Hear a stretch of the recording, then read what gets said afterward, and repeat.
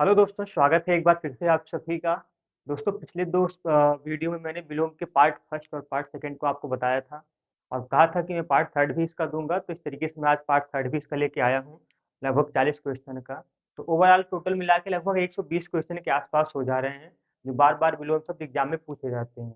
चाहे आप video exam की तैयारी कर रहे हो या यूपीपीसीएस या आर ओ जिसमें हिंदी पूछता है, और उसके अलावा भी जितने भी एग्जाम्स हैं, चाहे जीडी की हो, यूपीपी की हो, यूपीएसआई की हो, किसी भी एग्जाम्स में जो हिंदी के से विलोम शब्द पूछता है, इससे बाहर एक भी क्वेश्चन नहीं आने वाला है। अगर जितना मैंने तीनों वीडियो में मिला के बताया है, तीनों वीडियो को अगर आप देख लेंगे तो उससे बाहर एक भी नहीं आने वाला है, इतना तो पक्का है। अगर कुछ आएगा तो एकदम इजी लेवल का आएगा, जो आप उसे कर ही जाएंगे। तो इस तरीके से तीनों वीडियो को आप देखिएगा, और बहुत ही एक तरीके से आप शब्दों को देखेंगे तो बहुत ही अच्छे शब्द हैं। आप इनको, जैसे उत्तेजन हो गया या उत्तेजित हो गया, इसका विलोम क्या होता है अगर पता है तो ठीक है, नहीं पता है तो पूरा वीडियो देखिएगा और जरूर देखिएगा अंत तक, क्योंकि जो है सारे भी ऐसे ही जो इंपॉर्टेंट है, जो बार बार एग्जाम में पूछे गए हैं। एक दो बार नहीं, कई बार ये क्वेश्चन एग्जाम में रिपीट किए गए हैं। तो इस तरीके से आइए शुरू करते हैं पहला क्वेश्चन। और अगर आपने चैनल को सब्सक्राइब नहीं किया है तो चैनल को सब्सक्राइब जरूर कर लीजिएगा, बहुत ही इंपॉर्टेंट आपके लिए सीरीज होने वाला है दोस्तों। यूपी स्पेशल का भी मैंने क्लास जो है प्लेलिस्ट बना के इसमें डाली है, आप उसको भी वीडियो को जाके पूरा देखिएगा। किसी भी एग्जाम्स के लिए आपके बहुत ही इंपॉर्टेंट होने वाले हैं वो। तो आइए देखते हैं। आक्रामक है पहला शब्द। आक्रामक का विलोम होता है वो अनाक्रामक होता है या आक्रामित होता है। आक्रामक, इसका विलोम होता है आक्रामित। आक्रामित या अनाक्रामक। अनाक्रामक, दोस्तों इसको आप रक्षात्मक भी बोल सकते हैं। रक्षात्मक, तीनों शब्द जो है इसके विलोम हो सकते हैं। मतलब कोई आक्रामक है तो कोई रक्षात्मक है। तो और आक्रामक, अनाक्रामक, आक्रामक का आक्रमित, इस तरीके से तीनों शब्द इसके विलोम होते हैं आक्रामक का। एक और होता है, वो अनाक्रामक का होता है आक्रांत। आक्रांत, दोस्तों देख रहे हैं चार चार शब्द इसके जो है विलोम होते हैं। और एग्जाम में ऑप्शन में या तो तीनों दे देगा, बोलेगा क्या इस लास्ट चौथा ऑप्शन देगा सभी, तो आपको सभी लगाना है। अगर चारों में से कोई भी दिया हुआ है तो जो है ये ऑप्शन आप लगाएंगे। चारों में से दो ऑप्शन तो नहीं देगा, या तो तीन ऑप्शन देगा, बोलेगा ये सभी, या तो दो ही बोलेगा। नेक्स्ट है आध्यात्मिक। आध्यात्मिक का होता है भौतिक या सांसारिक। आध्यात्मिक का होता है भौतिक या सांसारिक, दोनों जो है इसके विलोम शब्द हैं। आध्यात्मिक का भौतिक या सांसारिक। उसके बाद नेक्स्ट पूछा है ईशान। ईशान क्या होता है, चार दिशाएं होती हैं, और चार दिशाओं में ये वाला जो होता है ये, इसे ईशान बोलते हैं, जो उत्तर पूरब का होता है। और जो दक्षिण पश्चिम का होता है, इसे नैऋत्य बोलते हैं। नैऋत्य, इधर आग्नेय इधर वायव्य। तो इस तरीके से चार दिशाएं होती हैं, चारों को आप जानिएगा। तो ईशान का विलोम जो हो जाएगा वो नैऋत्य हो जाएगा। ईशान का विलोम नैऋत्य हो जाएगा। नैऋत्य, यहाँ से क्वेश्चन ऐसे करके बनते हैं। ईशान का विलोम नैऋत्य। रिद्धि, रिद्धि का हो जाएगा विपन्न। विपन्न मतलब होता है दुख या पीड़ा, तो रिद्धि मतलब हो जाएगा तरीके से रिद्धि दे सिद्धि दे, भगवान से आप मांगते हैं ना, मतलब कुछ अच्छा मांगते हैं, कुछ अच्छी चीजें मांगते हैं। ओत प्रोत का क्या हो जाएगा, विहीन। ओत प्रोत मतलब जैसे किसी चीज से ओत प्रोत हो जाना, मतलब एक तरीके से बहुत ही मतलब उससे लगाव हो जाना, ओत प्रोत हो जाना। और विहीन मतलब एकदम उसको जो है त्याग देना या उससे कोई मतलब ना रह जाना। औरस का क्या हो जाता है, औरस का जो होगा वो, औरस मतलब होता है जायज। और दत्तक, दत्तक मतलब क्या होता है, गोद लिया हुआ पुत्र, या इसे हम जो है औरस का जारज बोलते हैं। जारज, इसका मतलब होता है कि नाजायज पुत्र। औरस का मतलब जो जारज होता है, इसका मतलब होता है नाजायज पुत्र। और औरस का मतलब जायज पुत्र। दत्तक मतलब गोद लिया हुआ पुत्र, उसी को बोलते हैं। नेक्स्ट है गूढ़। गूढ़ का होता है प्रकट। गूढ़ का होता है प्रकट। चांचल्य का होता है स्थैर्य। चांचल्य मतलब जो बहुत इधर उधर से होता हो, और स्थैर्य मतलब जो स्थिर होता हो। ठीक है। टीका, टीका का भाष्य होता है, आप हिंदी ग्रामर पढ़ते होंगे। टीका, टीका का क्या होता है, भाष्य होता है। तंद्रा, तंद्रा का क्या होता है, जागरण। तंद्रा का जागरण। तन्वी या सूक्ष्म, इसका क्या होता है, स्थूल। तन्वी या सूक्ष्म, दोनों का विलोम क्या होता है, स्थूल। दोनों का विलोम आप ध्यान दीजिएगा। उसके बाद होता है प्राची, प्राची का होता है प्रतीची, प्राची कहते हैं प्राची, इसका क्या होता है प्रतीची। लावण्य, लावण्य का माधुर्य होता है, बहुत बार एग्जाम से पूछा गया है, लावण्य का माधुर्य।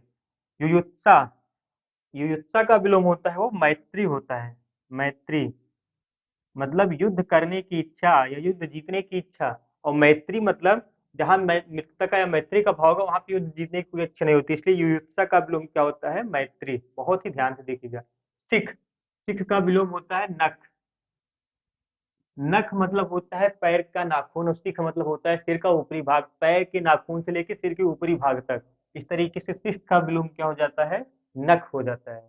सर्वांग, सर्वांग का विलोम होता है वो विकलांग होता है, मतलब सभी अंग। सर्वांग का मतलब सभी अंग, और विकलांग का मतलब कोई अंग उसका क्या हो विकलांग हो। इस तरीके से सर्वांग का विकलांग। सिद्ध, सिद्ध का क्या होता है साधक, सिद्ध का होता है विलोम अपोजिट साधक, सिद्ध साधक। और उसके अलावा दोस्तों है लिस्ट लाल, लाल का हरा, लाल का विलोम क्या होता है हरा। लेकिन अगर हरा का विलोम पूछ लेगा तो केवल लाल ही नहीं होता है, हरा का विलोम सूखा भी होता है। कहते हैं बहुत हरी चीजें हैं, बहुत हरी सब्जियां हैं, कहते हैं बहुत सूखी हुई सब्जी है, हरा पत्ता है सूखा पत्ता, इस तरीके से बोलते हैं ना। तो लाल का विलोम जो है अगर रंग के रूप में पूछेगा तो हरा लगाएंगे, लेकिन अगर हरा का विलोम पूछेगा तो आप सूखा भी लगाएंगे अगर लाल नहीं ऑप्शन में दिया हुआ है तो। इस तरीके से दोनों ध्यान दीजिएगा, एग्जाम से पूछा गया हुआ है भ्रमित करने के लिए। नेक्स्ट है भावी, भावी का विलोम जो होता है वो अतीत होता है, अतीत या भूत कह सकते हैं आप, भूतकाल, पास्ट की बातें। और भावी मतलब जो वर्तमान में चल रही हो, अतीत मतलब पुरानी यादें पुरानी बातें। विशुद्ध, विशुद्ध का होता है अशुद्ध, विशुद्ध मतलब जो शुद्ध जो शुद्ध हो एकदम पूर्ण रूप से, और अशुद्ध मतलब जो शुद्ध ना हो। इस तरीके से विशुद्ध का विलोम क्या होता है अशुद्ध। प्रशुद्ध मत कर दीजिएगा, और नहीं तो एग्जाम में पता है प्रशुद्ध प्रशुद्ध कर दे, वो भी ऑप्शन में दिया रहता है। यौवन, यौवन का होता है वार्धक्य, यौवन का होता है वार्धक्य।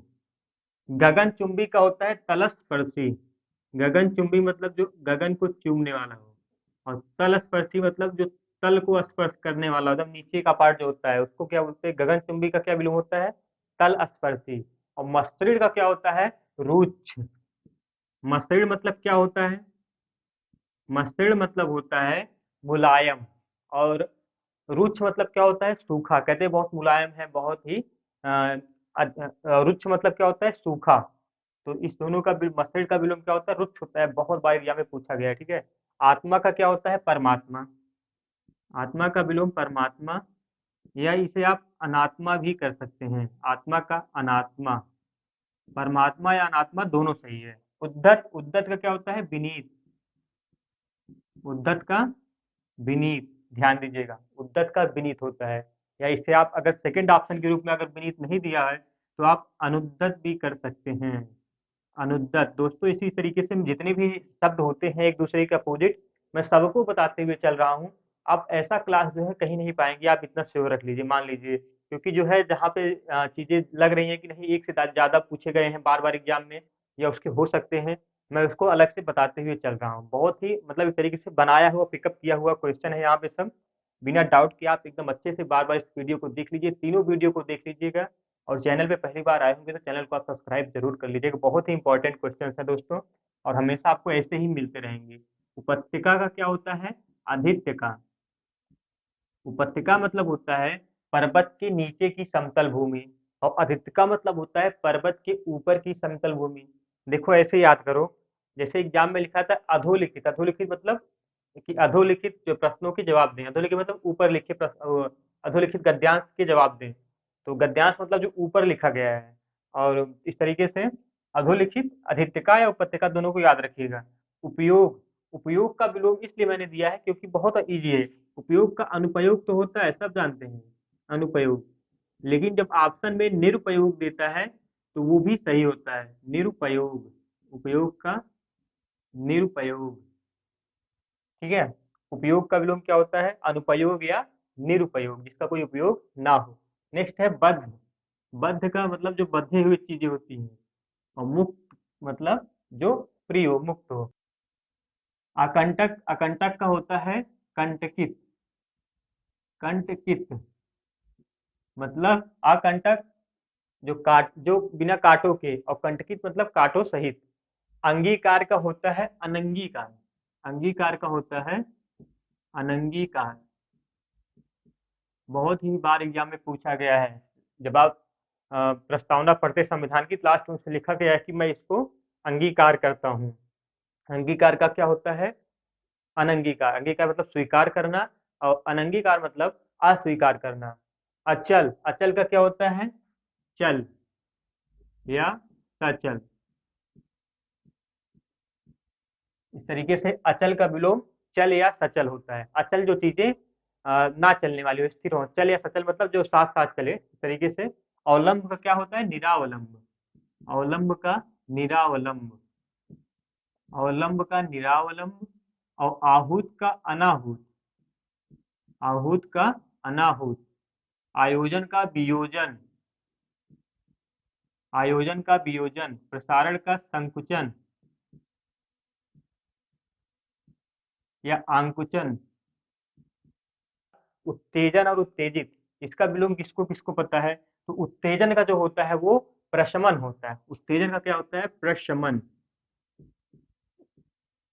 और उत्तेजित का क्या होता है? समित। उत्तेजित का क्या होता है? समित। मैं दोनों के अर्थ बता रहा हूँ क्या होता है। उत्तेजन मतलब बहुत ज्यादा जैसे उत्तेजना का भाव आ जाए, उसको जो है कोई चीज देख के आप उत्तेजित हो जाए। प्रशमन मतलब इसका समन करना, मतलब दबाना या शांत करना। उसी तरीके से उत्तेजित, अगर उत्तेजन दिया है लास्ट में ना है, तो इसका प्रशमन होगा, लास्ट में इससे भी ना आएगा। अगर उत्तेजित दिया है तो इसका समित, इसमें भी ता है लास्ट में, इसमें भी ता है। इस तरीके से दोनों को आप ध्यान दीजिएगा, दोनों के बीच अंतर को इस तरीके से आप निकालिएगा। दोनों का मतलब होता है समन करना या शांत करना। ठीक है। ईस का क्या होता है? ईस का अनीस होता है। ईस का अनीस होता है। इसका अनीस। और उसके बाद उज्जवल का क्या होता है? धूमिल। फिर उसके बाद एकांगी है। एकांगी का क्या होता है? सर्वांगी। एकांगी का क्या होता है?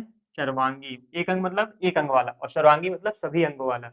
यहाँ पे सर्वांग आप पढ़े थे, सर्वांग का विलोम विकलांग था। यहाँ पे एकांगी है, एकांगी है, तो एकांगी का विलोम क्या हो जाएगा? सर्वांगी। ठीक है, इस तरीके से आप ध्यान दीजिएगा। और दोस्तों, मैं एक शब्द और बताऊं, थाली। थाली का विलोम क्या होता है? आप लोग कोई बताएगा? थाली का विलोम होता है पत्तल। थाली का विलोम होता है पत्तल। एकदम इसको ध्यान दीजिएगा, ये एकदम सही वाक्य है। थाली का विलोम पत्तल होता है। ठीक है। इसके अलावा जो दोस्तों है क्षुद्राशय। क्षुद्राशय एक शब्द है, क्षुद्राशय। इसका विलोम क्या होता है? ये भी एग्जाम से कई बार पूछा गया है। इसका विलोम होता है महाशय। क्षुद्राशय का महाशय। एक और जो है बार बार एग्जाम में पूछा जाता है, वो है महिमा। महिमा। महिमा का विलोम होता है लघिमा। ठीक है। महिमा का विलोम होता है लघिमा। और एक होता है घटक। घटक का विलोम क्या होता है? समुदाय। घटक, घटक का विलोम क्या होता है? समुदाय। जितनी भी इंपॉर्टेंट इंपॉर्टेंट है, मैं आपको सबको बताते हुए चल रहा हूँ, आप लोग ध्यान दीजिएगा। जिजीविसा। जिजीविसा का विलोम क्या होता है? जिजीविसा मतलब जीने की इच्छा। इसका विलोम होता है मुमूर्षा। ठीक है। मुमूर्षा मतलब मरने की इच्छा। जिजीविसा का विलोम क्या होता है? मुमूर्षा। और दोस्तों, इसके अलावा होता है गत। गत का विलोम क्या होता है? गत। इसका होता है आगत। गत का विलोम होता है आगत, या इसी को हम प्रत्यागत बोलते हैं। प्रत्यागत। तो देखा आपने कितनी इंपॉर्टेंट क्वेश्चन की सीरीज चली। आप इसका स्क्रीनशॉट रख सकते हैं, या इसको आप कहीं नोट कर लेंगे तो बहुत इंपॉर्टेंट रहेगा। ये चीजें जो है एक तरीके से मैंने बताई है, एक से अधिक शब्दों का प्रयोग किया है इसमें, विलोम शब्दों का, जो कि बहुत इंपॉर्टेंट होते हैं। तो बार बार आपको एग्जाम में कहीं किसी वीडियो में मिलते नहीं दोस्तों। अगर वीडियो जरा भी अच्छी लगी हो तो चैनल को सब्सक्राइब जरूर कर लीजिएगा, और लोगों तक शेयर भी करिएगा। बहुत बहुत धन्यवाद।